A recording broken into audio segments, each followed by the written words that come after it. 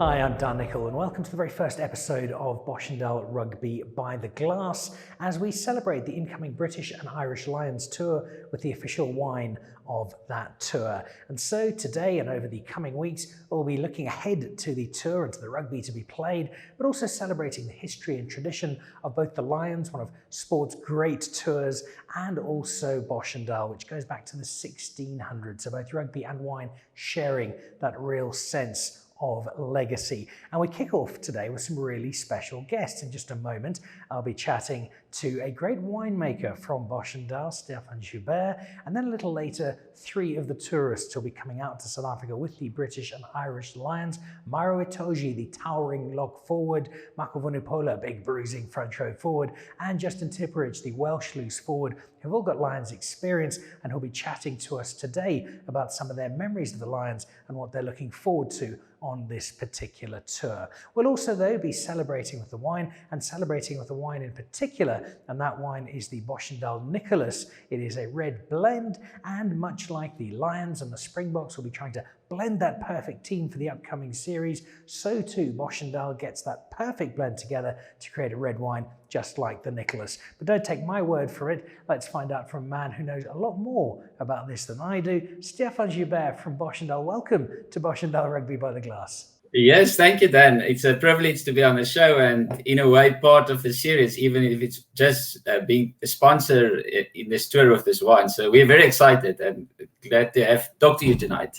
Well, I've decided, Stefan, that as I'm talking to you, I better have a glass of wine in hand. So I've opened a bottle of the Nicolas 2017, fabulous South African red wine vintage, and a glass I'm properly looking forward to, just as I'm looking forward to this incoming tour. And I know rugby flows through the veins of all South Africans, and you in particular, Stefan.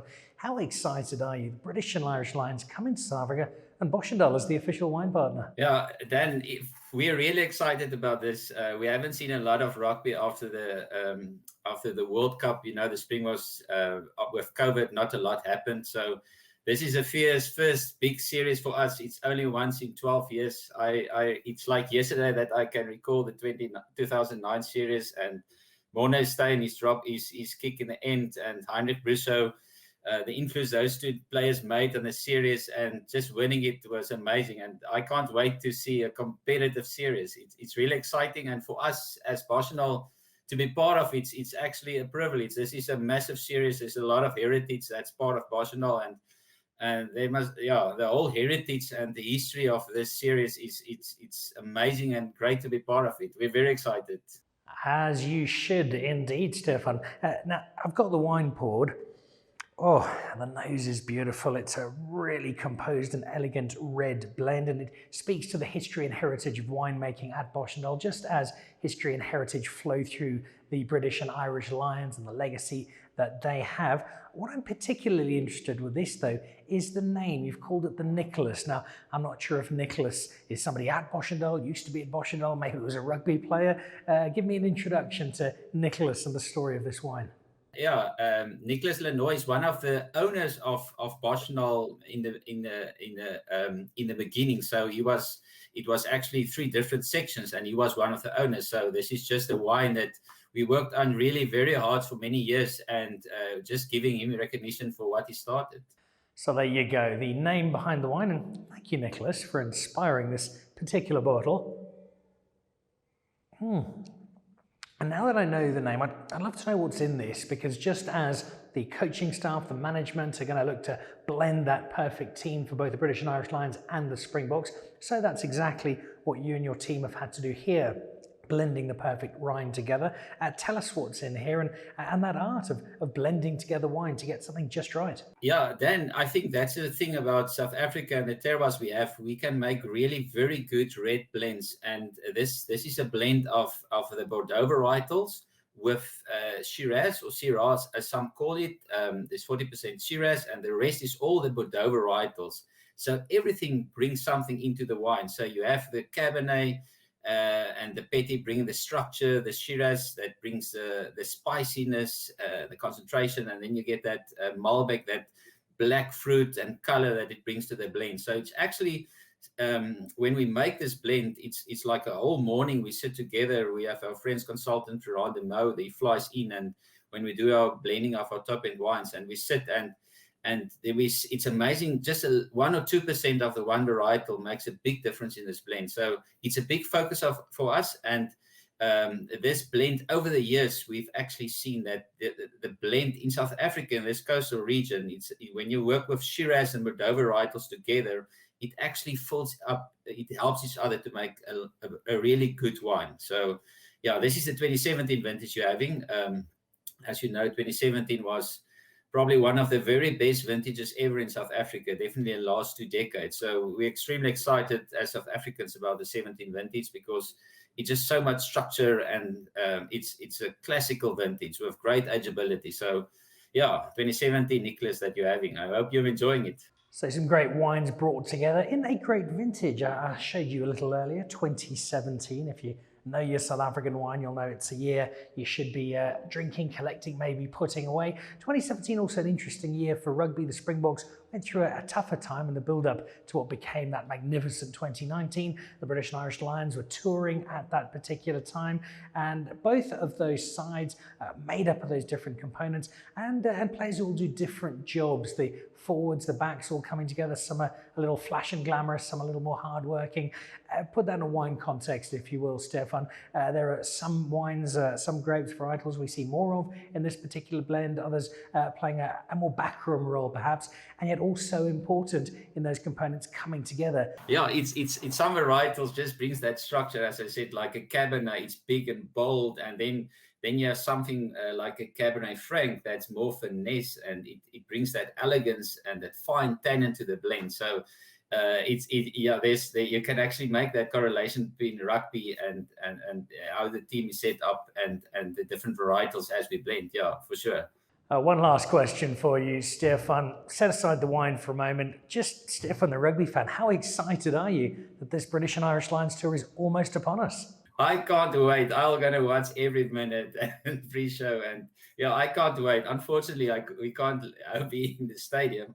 But yeah, we can't wait to be part of it and just to watch every game and follow it. So super excited. And good luck to both teams. I have my favorite. Well, I certainly share that excitement, Stefan. Thank you very much for the time. Also for some wine. The Nicolas is, it's just opening up beautifully right now. Great idea. Wine like this, give it half an hour at least. Open up just to start breathing and make sure you get the very best out of it. It is a glass that I'll be toasting with as the rugby unfolds. The Springboks taking on the British and Irish Lions, and as promised, 3 of them are with us this evening. Justin Tipauric from Wales, Maro Itoje from England, and Mako Vunipola also from England. It is to Mako we go first of all, with plenty of British and Irish Lions experience. Mako, just how exciting is it? You're back together, the guys are all in camp, and the tour is almost upon us. Yeah, it's obviously really exciting, as you just mentioned there. Not all of us are here yet, but it's good to catch up with some old faces. Justin, obviously, he's not very old, but no, it's good to see the boys again and meet the new players as well. So very excited to get started now. Being part of the Lions group is nothing new to you. You've got plenty of experience in it. Is there still that same buzz, those same butterflies as you come together for the tour? Yeah, definitely. I think the older I've got, the more you cherish these opportunities. So probably for me, this will be my last tour now, and so I'm looking forward just to getting stuck in whatever role that may be and enjoying it. Be a little bit different with COVID, but just looking forward to getting out there and starting the games. So you've got all this experience, plenty of starts. You know the Lions well. What are some of the best experiences of the trips that have come before this one? It's a tough one, to be fair. To be honest, the best one was probably the 3rd test in Australia. Big win against them. But even the 2nd test against the All Blacks was very good. So all the ones where we won, I enjoyed them the most.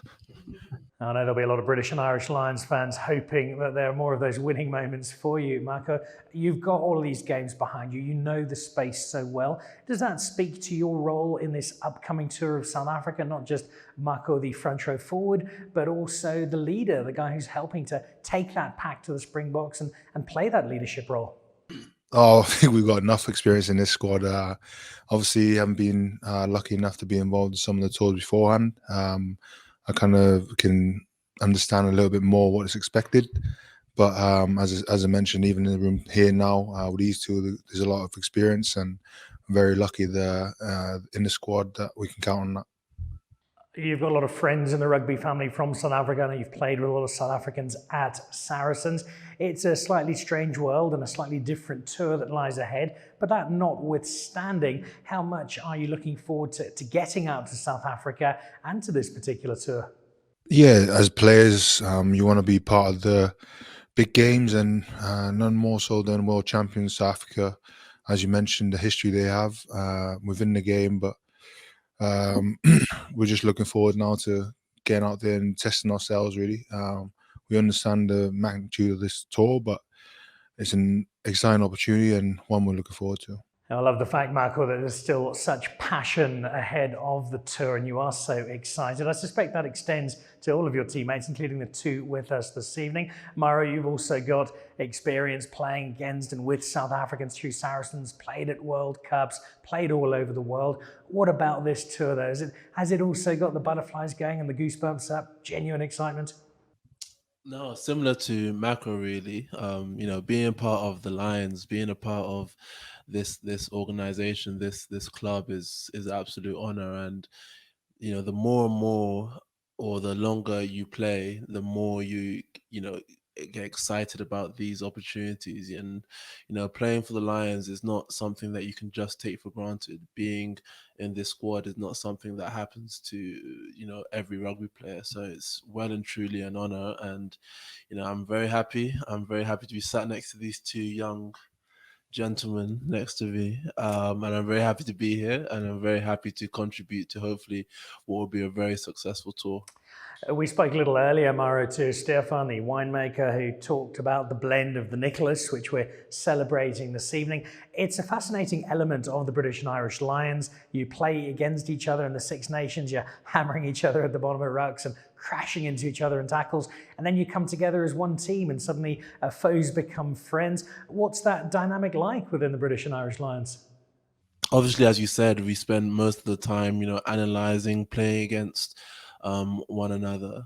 But when it comes to the Lions, we leave all of that at the door. We leave all of that at the door because, we want to be a part of something that's special. We want to be a part of, a great memory. And to do that, you have to come together pretty quickly, and you have to form a team pretty quickly. And the great thing about the Lions is that it pulls everyone together. It pulls everyone together in the same direction, and hopefully building towards, as I said, what would be a very, very successful tour.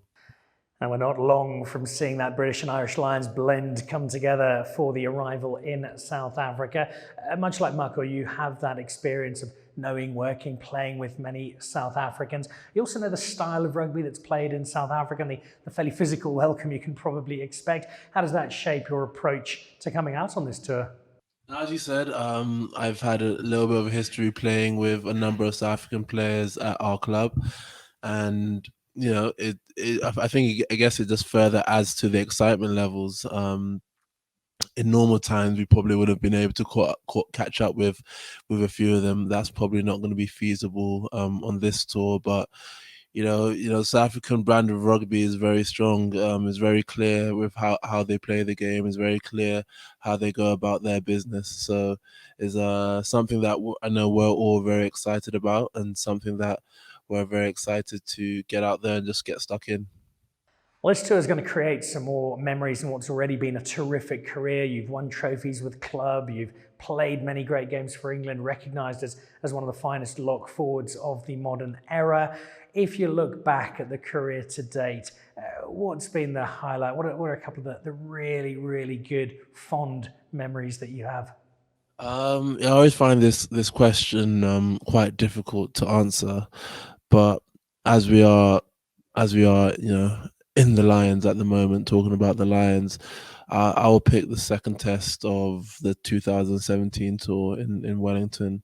That was my first win for the Lions in a test match, and it was just a tough, great old nitty gritty rugby game to be a part of.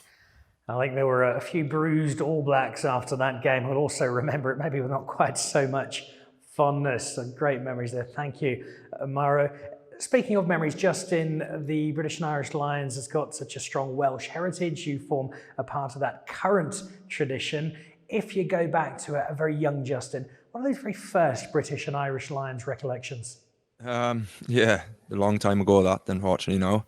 But yeah, just as a kid, you always remember turning on Sky Sports early on in the morning, and all weekend the build up, just ready to watch the Lions. And as a kid, you're just mad for rugby, and you just knew as it's the pinnacle of any rugby player's career to represent the Lions. Picking up from that question, go on a little further. The rugby career had started to pick up. Justin, the player, was getting a bit of notice. What was the first time you began to think that maybe, just maybe, there might be a British and Irish Lions jersey with your name on? I don't know. It's a tough question to answer, really. But yeah, just when you're younger, it's just obviously a dream, really, and to represent the Lions. And like the boys were saying earlier, the older you get, the more you realise how lucky you are to do it, and the more you cherish it. And it's the same now. Lucky enough to be going on the third tour, and the amount of friends and boys you get to mix with is unbelievable. As fans, as spectators, we tend to just see those 80 minutes. We watch the game, we enjoy it, revel in it, celebrate it. We don't see nearly so much of what happens away from the field. But I get the sense that especially for a tour like this, it is that time away from the actual match day that is as important as the actual games.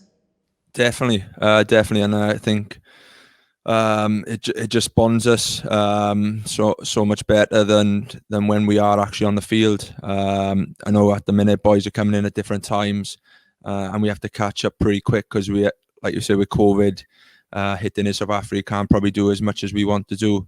But yeah, they're the best parts of the tour, really. We were speaking earlier about someone who was on the 2017 tour, and just the characters and the memories they leave with you, that you get to speak about when you bump into each other then.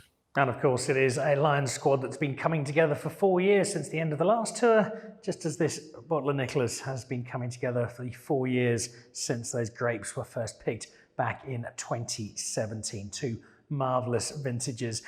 If we look at the heroes who inspire us, when you were a kid playing rugby, scoring tries in the flower beds and tackling on the front lawn, who were the posters up on the bedroom wall? Who were the players you were dreaming of being, Justin?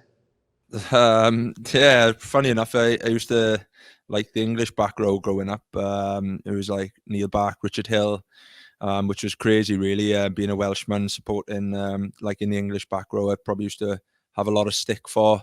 And then obviously getting a bit older, we was lucky enough to play with people like Ryan Jones in the Ospreys, and obviously Jonathan Thomas were the Welsh internationals when I was coming through there. And yeah, you just learn so much off people when you're growing up. In closing, Justin, give us a sense of the next little stretch, warm-up games, travelling out of South Africa, building up to the first test. What's the schedule from here on in? We've literally just landed in Edinburgh for a game against Japan on Saturday. And the last 10 days we've spent in Jersey together as a squad, getting to know each other, and getting on the training pitch and doing a little bit of fitness, which Gats loves, and then getting into a bit of partying stuff, really. And then we fly out to South Africa on Sunday to Johannesburg. So we got to hit the ground running when we get over there then. So not long then until Justin and Maro and Mako and the rest of the British and Irish Lions under Warren Gatland touch down in South Africa for a tour we cannot wait for. Yes, it's going to be a little different, but it is still going to be an almighty rugby clash, and one we'll be raising many fabulous glasses too. So to Maro, Itoje, to Mako, Vunipola, and to Justin Tipauric, guys, thank you so much for spending some time with us on Boschendal Rugby by the Glass. It's been a pleasure, and the rugby fans, and there are many of us here in South Africa, are extremely excited about you touching down. Also excited to be sharing more rugby stories with you, as we will every week on Boschendal Rugby by the Glass. I'll see you back again next week, a different wine, but more rugby celebration. Cheers.